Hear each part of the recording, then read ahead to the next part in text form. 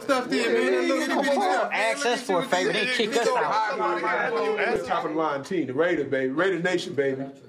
It's so freaking hard to make it quiet in here. It's prison. We gotta turn that fan off. Hey, do you think it's quiet enough? It's finna get hot. Nope, never is. It's never freaking quiet enough in here, man. Never quiet. It's prison for you. All right, everybody, we're gonna need some quiet. Hey, Jazzy. All right, we're recording. Hey, can we get about 10 minutes so we can get this line out? No problem, man. Hey, good looking out. Hear that? Hear what? It's finally quiet in here. Okay, let's do it. Part 1. Let's do this. Chapter 1. Earlonne.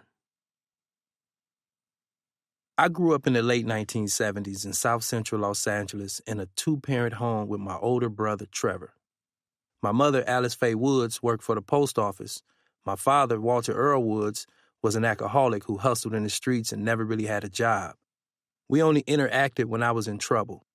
He never played with me, never watched me play sports, never talked to me, never helped me with my homework, but he'd for sure whoop my ass like I wasn't learning what he was teaching. Trevor and I fought a lot, as brothers do, but he was also my protector. He was 4 years older, so my parents always left him in charge. To him, that meant he owned me and had the right to beat me up as he pleased. I'd always be the one crying after a round of fisticuffs. One time, he beat me up badly enough that I was hungry for revenge, so I conceived a plot to get him back. I paid close attention and observed his routine when he was watching football. He'd lounge on the couch until the commercials came on, at which point he'd always get up and do something. Every time he ran back to the couch, without fail, he'd do a swan dive right into his pillow head first. At the next opportunity, I was prepared. As soon as he got up, I quickly removed the pillow from the case and shoved a typewriter in its place, fluffed it, and then ran outside. I watched through a crack in the door as the game came back on, and true to form, he did his swan dive head first into the couch. Pow! Ow! I'ma kick your ass. Chalk up a victory for the little guy. When I think about some of the earliest contributing factors in my introduction to crime, I go to 1978 and 79, when my brother would sneak into my parents' room when they were sleeping and quietly bring our dad pants out of the room. He'd rifle through, take $1 or $2, and give me 50 cents, which I earned by being the one to creep back in and put the pants back. I used my 50 cents to buy as many boxes of lemon heads, now-laters, or sunflower seeds as I could afford. I'd sell a 10-cent pack of now-laters for $0.25 at school and be the man that day. I was a hustler before I even knew what that meant. Parmalee Avenue Elementary School, where I went from 2nd through 6th grade, was located in the heart of my neighborhood, on the east side of South Central Los Angeles.